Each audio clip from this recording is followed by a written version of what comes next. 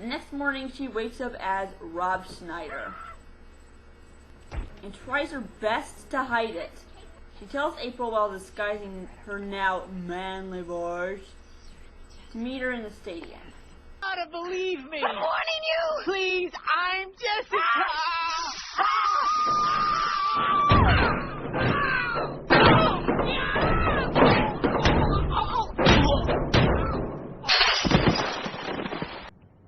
This is by far the worst day of my life! And I now have to make cameos in all of Adam Sandler's movies! It takes a long talk to finally convince her that she really is Jessica.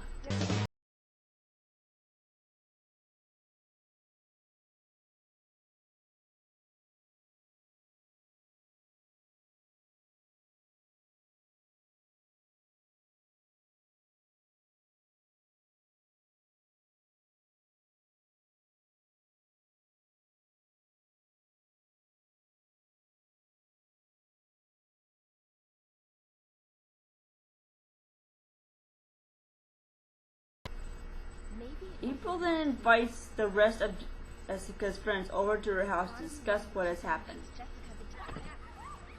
Their time together is so loud that her mother suspects that it's out of the usual. It kind of looks like she's going through some mania or something. Just watch. She has been acting rather strange. Is it drugs? No, I think it's her hormonal development. She just ate 6 peanut butter and jelly sandwiches and an entire carton of ice cream. Oh, she stole my secret deodorant sprays, my perfume, and even my tampons.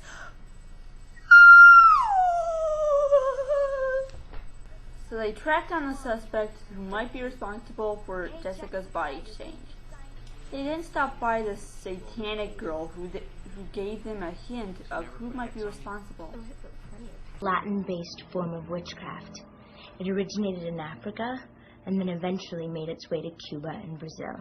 Bianca, a true practitioner of Santeria, bears the mark of a scorpion tattooed on their back.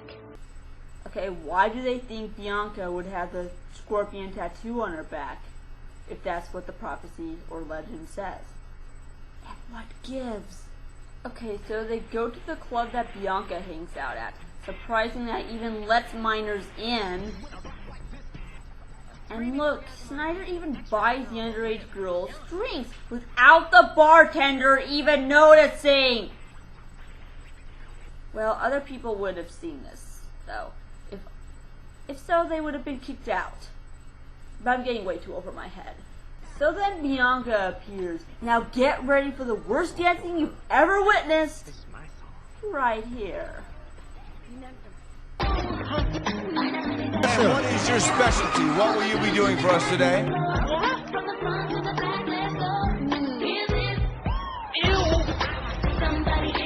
right, audience, give him a chance. Let's go, Clark.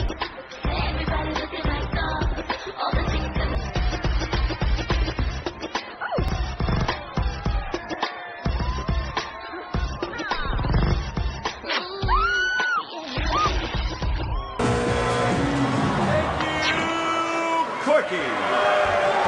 Well, how did you feel that went, sir? It appears that some loser guys are jealous of him/her for having all the women. They later get into some of the weirdest fights out there.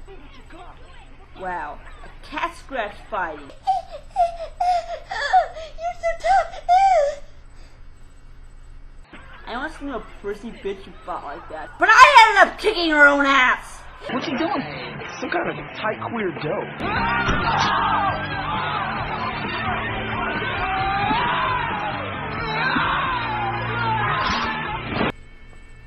Look, how did she rip off the ponytail by spinning him around in circles? Was he wearing hair extensions? Then who would have been the queer guy if that were the case? Look. Look at my hair. Hey, pull him off of there. So April gives Jessica the new name of Spence, and and has her fill out the applications for the janitor and gets the job. But back at home, she takes the name of Quito, a Mexican gardener, and her dad is so playful with him. And of course, they are very stereotypical around him. Aren't her parents even aware that the daughter is even missing?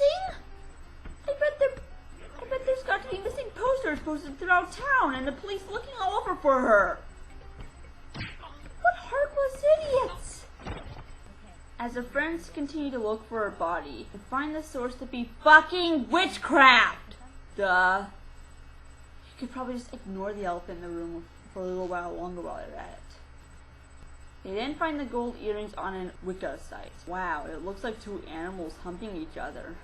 They find the lady who owns the African store in the mall and tells them that they belong to some ancient Egyptian princess, which is what we saw at the beginning of the movie, in case you forgot. We then cut to the cheerleading competition as we see their rival school doing routines and stunts that even my old middle school squad could have pulled off. I actually was a cheerleader, I know. So they've disguised Jessica as the mascot with a black and yellow cheerleading skirt that doesn't match any of the other girls. Ha! Wow, she could even jump around do gymnastics in that costume as well. So they win the competition then we cut to the fat girl watching TV while she sees a person with Jessica's body in the news.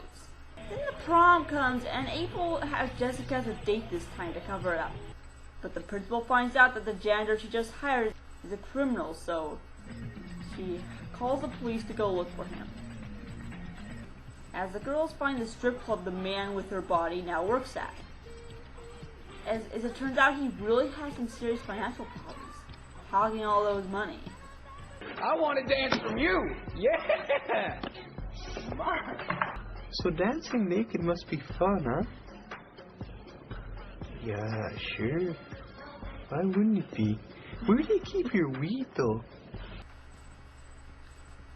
They get the earrings back just in time before the police arrive. And she finally gets her own body back, and they all live happily ever after.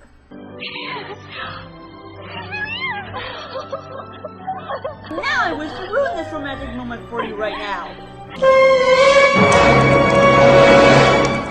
So, how bad is this movie? Pretty bad, as far as concept-wise. But overall, it can be really... You have the head the size of a brain cell for all I care. So what's the moral of the story? If you see a pair of ancient Egyptian-style earrings, stay the fuck away from them! This is Marlai Onama, signing off.